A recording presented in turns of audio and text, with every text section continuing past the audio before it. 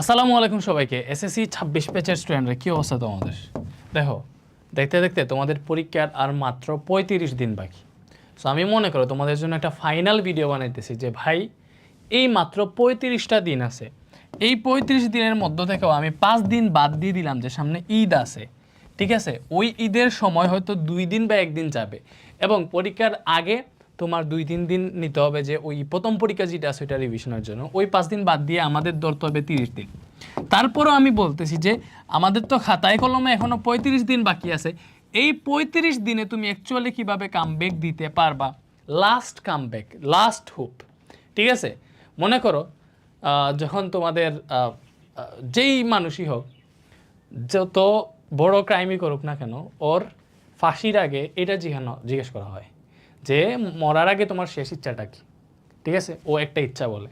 তো তুমি মনে করো তোমার জন্য এই যে যতগুলা কামব্যাক আছে এই এসএসসি 26-এর জন্য, যে সামনে আমার পরীক্ষার 1 মাস বাকি আছে, ওই 1 মাস আগে যে কামব্যাকটা দিবা ওইটা হইতেছে তোমার লাস্ট কামব্যাক। এরপর আর কোনো কামব্যাক হয় না, এরপরে আসলে আর কোনো কামব্যাক হয় না। যেটা হয় তোমার প্রিপারেশনটা আরও যতটা স্মুথ বেটার করা যায়, বাট অ্যাকচুয়াল আর কামব্যাক হয়ই না।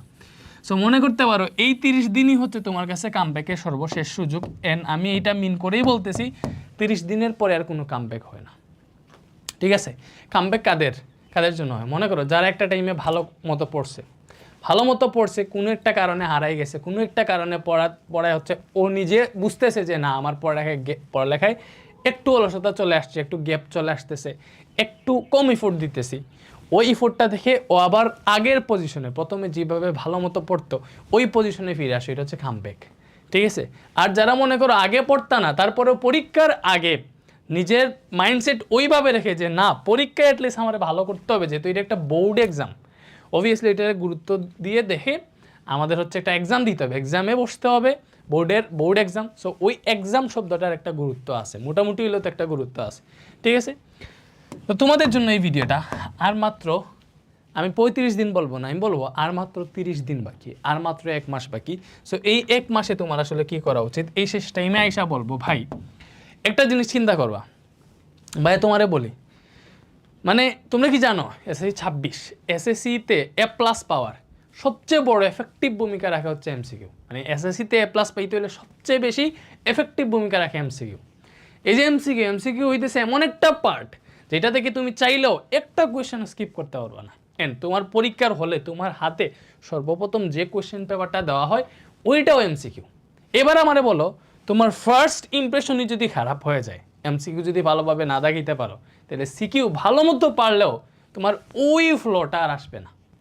দ্যাট মিনস এমসিকিউ হইতেছে মেন। আবার এটা চিন্তা করো, লাইক তুমি গণিতের এমসিকিউতে 30-এর মধ্যে 30 পেয়ে গেলা, থিঙ্ক অ্যাবাউট দ্যাট, তুমি গণিতের এমসিকিউতে 30-এ 30 পেয়ে গেলা, তাইলে বাকি যে সিকিউ আর শর্ট কোয়েশ্চেন মিলে 70 মার্ক আছে, এর মধ্যে 50 পাইলেও কিন্তু তোমার A+ হয়ে যাইতেছে। 50 পাইলেও কিন্তু তোমার A+ হয়ে যাইতেছে। ফিজিক্স, কেমিস্ট্রি, ম্যাথের ক্ষেত্রে সেম। তুমি যদি এমসিকিউতে 25-এ 25 পেয়ে যাও, তাহলে বাকি যেগুলো আছে, বাকি যে 50 আছে, ওই 50-এ অনেক কম মার্কস পাইলেও কিন্তু তোমার A+ মিস হয় না, A+ উঠে যায়। দ্যাট মিনস আমি যদি বলি যে ভাই আমার পরীক্ষায় A+ পাইতে হবে, অনলি তোমার যদি চিন্তা থাকে যে ভাই পরীক্ষায় আমার A+ পাইতে হবে, এখন এই মুহূর্তে পরীক্ষার 1 মাস আগে আমার সবচেয়ে বেশি কোথায় জোর দেওয়া উচিত? আমি বলবো সিকিউ তো যা পড়ার পড়ছো, এখন হচ্ছে এমসিকিউতে ভালো মতো একটু জোর দেওয়া উচিত, কারণ এমসিকিউ এর মার্কসগুলো সলিড। এটাতে 25টার 25টা যদি ঠিক মতো দেখাও, 25-এর মধ্যে 25 মার্কসই পাবা, 25-এর মধ্যে 25 মার্কসই পাবা। ব্যাপারটা কি বুঝতেছি আমরা? বলো ব্যাপারটা কি বুঝতেছি।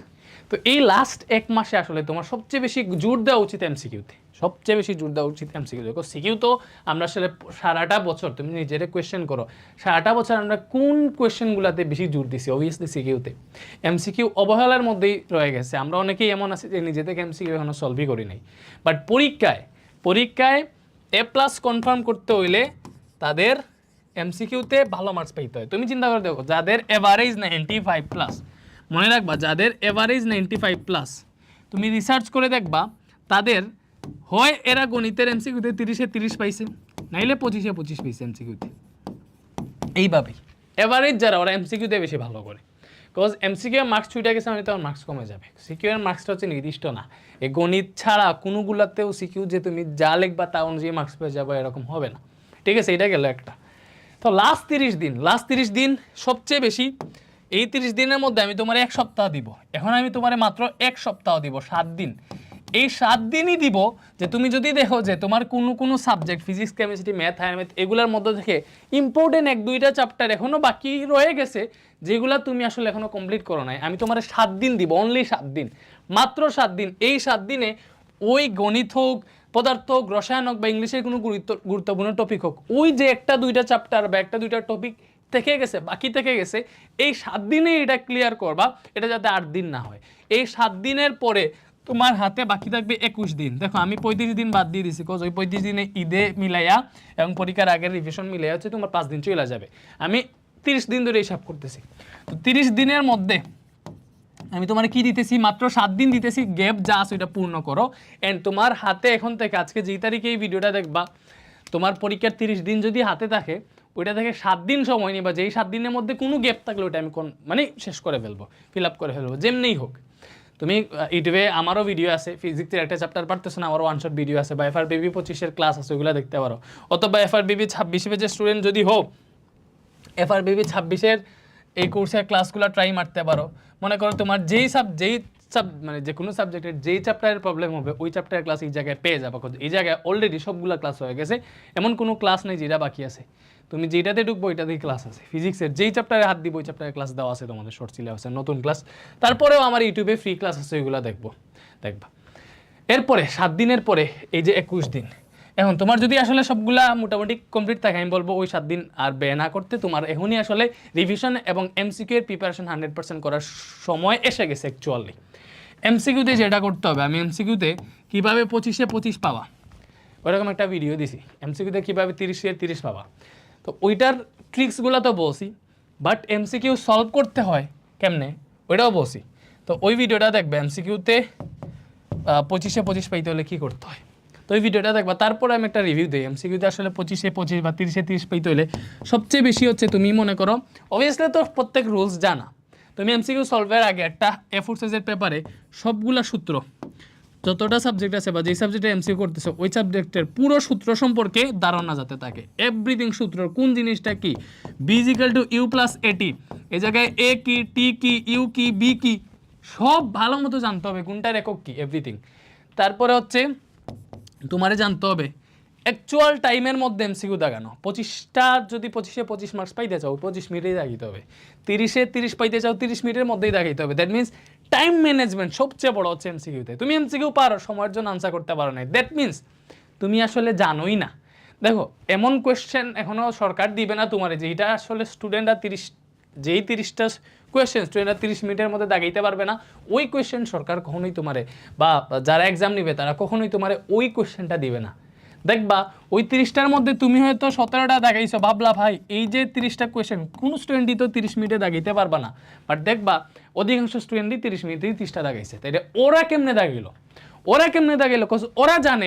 ওরা জানে এই ম্যাথের 30টা MCQ বা যে কোনো জিনিস, ম্যাথের 30টা MCQ এর মধ্যে, হায়ার ম্যাথে 25টা MCQ এর মধ্যে 12 থেকে 15টা MCQ শুধুমাত্র ক্যালকুলেটর দিয়ে জাগানো যায়, যেগুলো সলভ করতে 5 থেকে 6 মিনিট লাগে। মানে যে MCQ হাতে সলভ করতে 2 মিনিট লাগবে, ওই সেম MCQ ক্যালকুলেটর দিয়ে সলভ করতে 30 সেকেন্ডও লাগবে না। তো প্রথমত 30টার মধ্যে 12-15টা MCQ ও 6 মিনিটে দাগাইয়া সময় বাঁচাই ফেললো। এরপরে অনেক MCQ আছে তুমি হাত দিয়ে করতে যাবা, টাইমের মধ্যে শেষ হবে না, বাট ওইটা শর্টকাট আছে তুমি জানো না।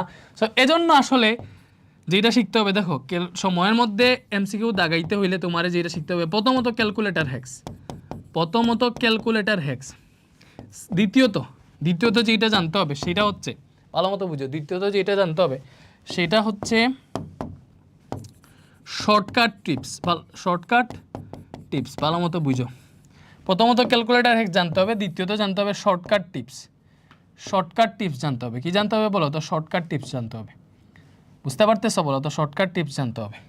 এই শর্টকাট টিপস যদি না জানো, দেখো এই ম্যাথের 30টা বা হায়ার ম্যাথের 25টা MCQর মধ্যে 4 থেকে 5টা MCQর যেগুলো সরাসরি শর্টকাট থাকবে, বাট তুমি হাত দিয়ে করতে গেলে অনেক সময় লাগবে। শর্টকাট ট্রিক্স মাস্ট জানা উচিত। তুমি না জানলে কই থেকে জানবো? অবভিয়াসলি স্যারের কাছ থেকে জানবা। স্যার কই? তোমার বাসায় যদি প্রাইভেট টিচার থাকে, ওকে নো প্রবলেম, স্যার যদি পারে। যদি তোমার অনলাইনে রিসোর্স লাগে, আমার কাছে আছে, আসো ভাই তোমারে দেখাই এই যে এসএসসি 26টা তোমরা তোমাদের জন্য একটা কোর্স আছে আমাদের MCQ thunder series, MCQ and SQ thunder series, ওইটাতে শুধুমাত্র এমসিকিউ এন্ড এসকিউ দেওয়া। কি বলছি বলো তো, শুধুমাত্র এমসিকিউ এন্ড এসকিউ এর জন্য এটা ডেডিকেটিভ একটা কোর্স।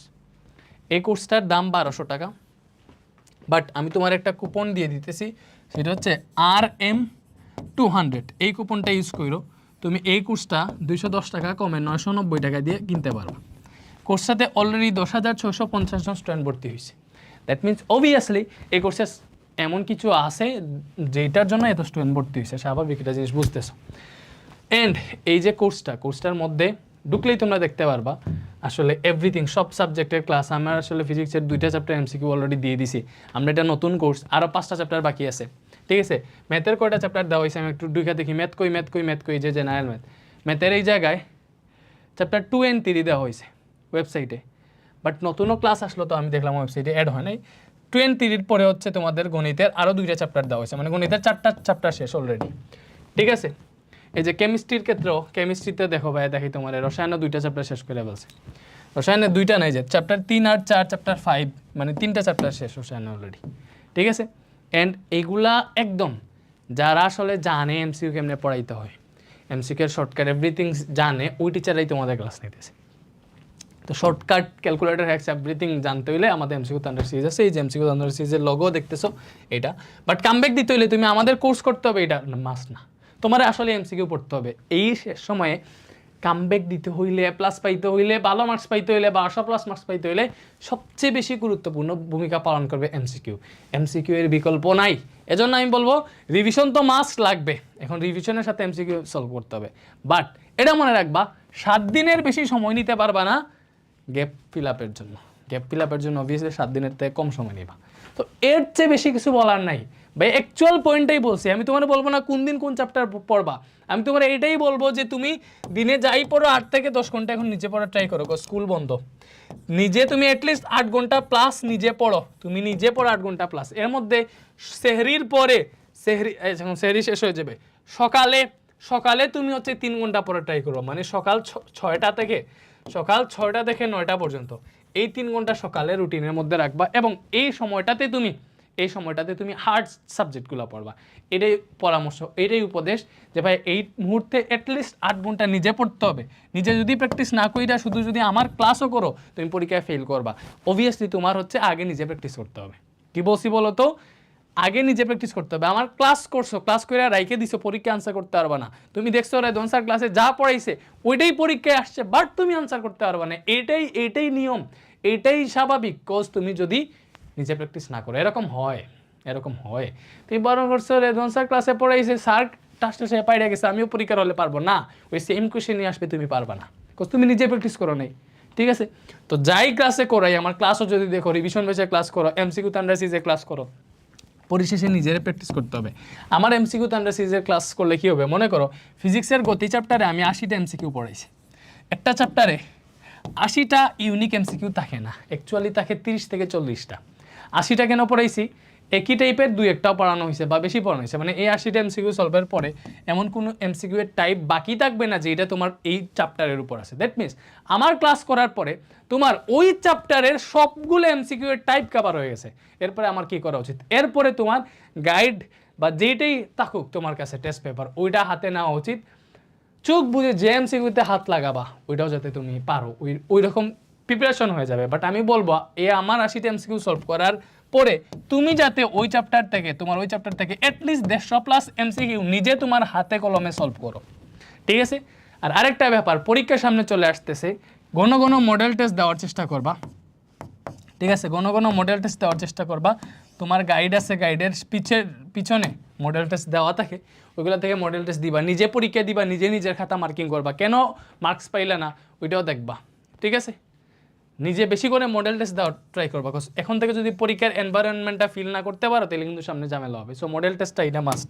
তাহলে আমরা আসলে আজকে কি পয়েন্ট কি পাইলাম, এই মুহূর্তে এসে মডেল টেস্ট দিতে হবে, এমসিকিউতে বেশি জোর দিতে হবে, সব সাবজেক্টের এমসিকিউতে বেশি জোর দিতে হবে, আর রিভিশন শুরু করে দিতে হবে, কজ আমাদের ওই টাইম চলে আসছে, ঠিক আছে। শেষ, আর কিছু নাই, ভিডিও এটাই।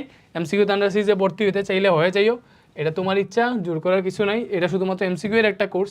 যারা ফাইনাল ডিভিশন প্রিমিয়াম বেচে আছে এফআরবিপি 26-এ, তোমরা হচ্ছে এই কোর্স অর্ধেক প্রাইসে কিনতে পারবে আর কি। লাইক এফআরবিপি 26-এর ভিতরে আসো, যে 12,000 স্টুডেন্ট, এই যে এফআরবিপি 26-এর ভিতরে ঢুকে এই জায়গায় দেখবা ইউজ কুপন কোড RM রিজেন to purchase MCQ and SQ under series এত 600 টাকা বিক্রি করছে। যারা এফআরবিপিতে আছে মানে 2,500 টাকা দিয়ে এফআরবিপি কিনছে, ওদের জন্য এমসিকিউ আন্ডার সিরিজে আমরা ডিসকাউন্ট দিয়ে দিছি, 600 টাকা দিয়ে কিনতে পারবে। আর বাইরের স্টুডেন্ট যারা হচ্ছে এফআরবিপিতে ভর্তি নাই বা আমার কোনো কোর্সে ভর্তি নাই, ওরা এটা কিনতে 990 টাকা লাগবে, ঠিক আছে। আর বেসিক টু প্রো কোর্সের জন্য তো এটা ফ্রি, তোমাদের কোর্সে পেয়ে যাবো, এটা সমস্যা নেই। থ্যাংক ইউ, আল্লাহ হাফেজ, ভালো থাকো। কামব্যাকটা যাতে হয় এটাই আমি আশা করবো তোমাদের থেকে। তাহলে লাস্ট 30 দিনে যাতে তুমি কামব্যাক দিতে পারো। আর মোটিভেশন দিব না, সামনে ঈদের ওই 1-2 দিন তুমি এনজয় করো, সমস্যা নাই। ঈদ আসছে, ঈদ মানেই আনন্দ।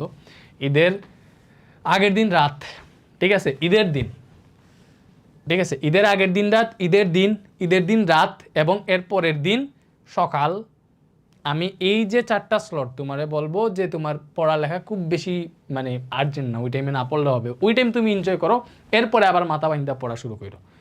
এই উপদেশ থাকবে, ভালো থাকো, বাইরে মনে রাখো সামনে SSC 26 তোমরা তোমাদের পরীক্ষার আগের রাতে অবশ্যই ভাইয়া তোমাদের জন্য সব করবো, ফাইনাল শর্ট ক্লাস দিব। অ্যান্ড ক্যালকুলেটর হ্যাক্স ভিডিও কি তোমাদের লাগবে বলো, আমি তোমার 2 দিনের মধ্যে দিয়ে দিতেছি, 2 দিনও না, রেডি হয়ে যেতেছি ইনশাল্লাহ। থ্যাংক ইউ, তোমরা চাও শুধু বলবা যে কী চাও, ভাইয়া দিয়ে দিব। থ্যাংক ইউ, আল্লাহ হাফেজ।